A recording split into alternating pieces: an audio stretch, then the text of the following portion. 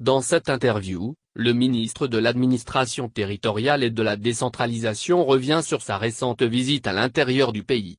Il aborde également la question du retour de l'administration dans les localités d'où sont partis des représentants de l'État.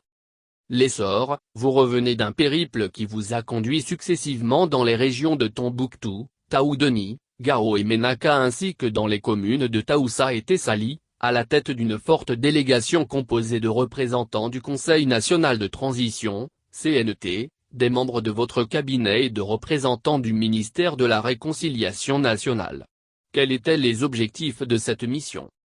Lieutenant-colonel Abdoulaye Maïga, merci infiniment pour cet entretien. Il s'agissait de soulager les souffrances de nos populations à travers le retour de l'administration et des services sociaux de base comme l'indique suffisamment la vision anthropocentrique de son Excellence le colonel Assimi Goïta, chef de l'État, président de la transition. Une vision qui permet de mettre le bien-être du Malien au cœur de ses actions. Évidemment, cette vision est matérialisée par le chef du gouvernement, son Excellence Dr Tchogel Kokala Maïga. C'était notre principale mission, bien entendu.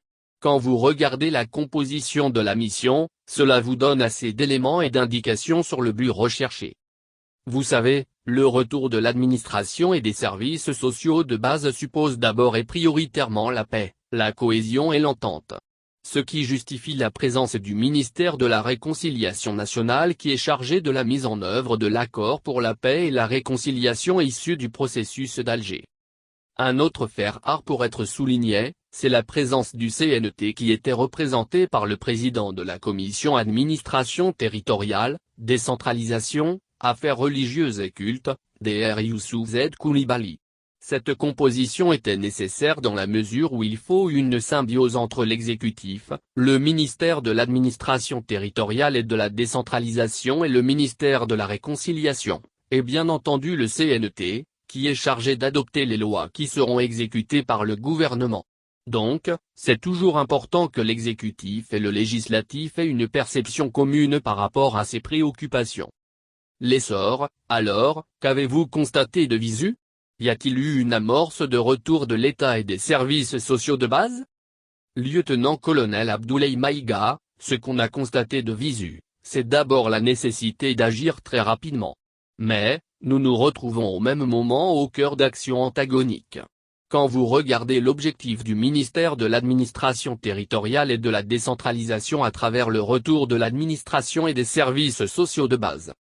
Mais sur le terrain, nous nous rendons compte que ce retour n'est possible qu'à un certain nombre de conditions. La condition sine qua non, c'est l'amélioration de la situation sécuritaire. Fort heureusement, quand on regarde le plan d'action gouvernemental, PAG, l'objectif consistant à obtenir le retour de l'administration figure justement à son axe premier, c'est-à-dire le renforcement de la sécurité sur l'ensemble du territoire national. Les réalités ne sont pas les mêmes. Vous savez, quand on parle des régions du Nord, il y a une facilité à englober les réalités.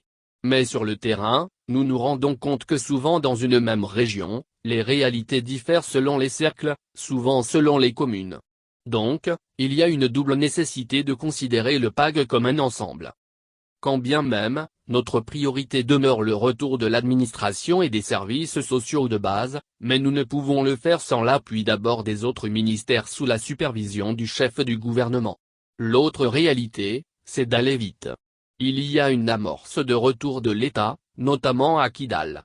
Nous avons eu l'occasion de demander au gouverneur qui est seul avec son cabinet d'enclencher très rapidement dans un délai de 15 jours le retour du personnel d'appui en attendant d'engager des discussions très poussées avec les autres ministères pour le retour des services techniques et des autres services déconcentrés. L'essor, certains représentants de l'État nommés dans ces régions refusent de regagner leur poste et invoquent à tort ou raison la persistance de l'insécurité. Qu'en pensez-vous et quelles sont les actions fortes et concrètes que vous envisagez en faveur du retour des services techniques, du personnel et des infrastructures dans l'immédiat? Lieutenant-colonel Abdoulaye Maïga, je voudrais saisir cette opportunité pour lancer un appel aux agents qui sont dans cette situation. La situation sécuritaire pour ce qu'elle est au Mali, nous sommes condamnés à être résilients. La nature ayant horreur du vide, cette situation forcément arrange les groupes terroristes et tous les groupes négatifs qui veulent nous faire du mal. Mais, à partir du moment où les populations sont sur le terrain et où les chefs de l'exécutif également sont sur le terrain, rien ne justifie ce refus. Donc, il est très important à un moment donné que les uns et les autres prennent toutes leurs responsabilités dans la mesure où l'État a fourni beaucoup d'efforts.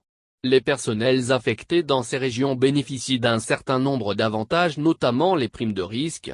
On ne peut pas bénéficier des primes de risque et ensuite refuser de partir.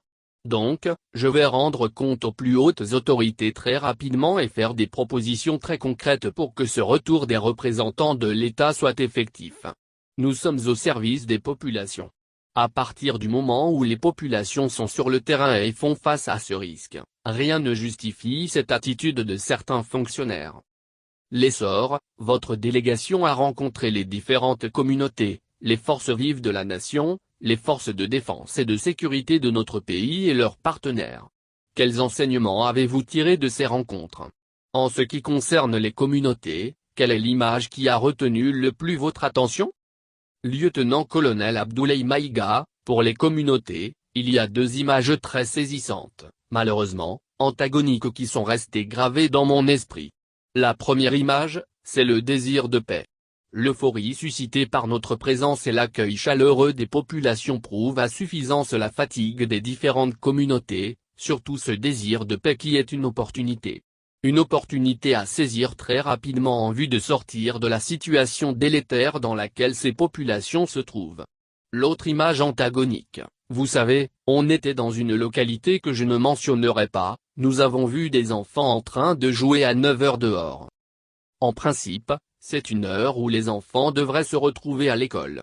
En tant que parents, cela nous interpelle.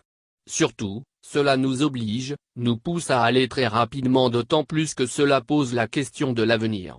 Si nous n'arrivons pas à rendre effectif très rapidement ce retour de l'administration et des services sociaux de base, la question qu'on se posait, quel sera l'avenir de ces enfants dans 10, 15 ou 20 ans? Je pense que la prévention des conflits nécessite également des actions structurelles. Parmi ces actions structurelles, bien entendu, il y a l'éducation. Il est très important d'occuper ces enfants, surtout de les occuper positivement. Je pense que l'école joue un très grand rôle dans la prévention structurelle des conflits.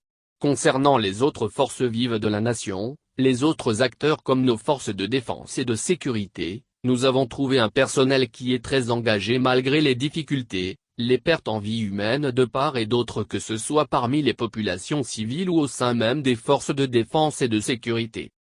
Nous avons trouvé des personnes très engagées à aller de l'avant et surtout à faire fi du passé et à regarder vers l'avenir. Je pense que c'est tout le sens justement de la mise en œuvre et l'intérêt lié à l'accord pour la paix et la réconciliation issu du processus d'Alger. Nous devons inventer notre futur. On peut le faire, comme je l'ai dit, il y a ce désir de paix qui est une opportunité. Faisons les choses différemment, faisons-le pour nous-mêmes et bien entendu pour les générations futures. Même nos partenaires internationaux sont également très engagés à accompagner le Mali pour le retour de la paix et l'amélioration de la situation sécuritaire. Lieutenant-colonel Abdoulaye Maïga, je saisis l'opportunité, comme je l'ai fait dans toutes les localités, de rendre un vibrant hommage à toutes les victimes civiles et militaires de l'insécurité. Je pense qu'il est très important, comme je l'ai dit, pour notre avenir, pour l'avenir du Mali, d'aller très rapidement, d'aller de l'avant et de croire au gouvernement. En tout cas, c'est le message que j'ai tenu à faire passer. Le PAG est un document suffisamment complet qui est une profession de foi du gouvernement et sa volonté ferme de faire les choses différemment et de le faire parfaitement pour l'intérêt des populations.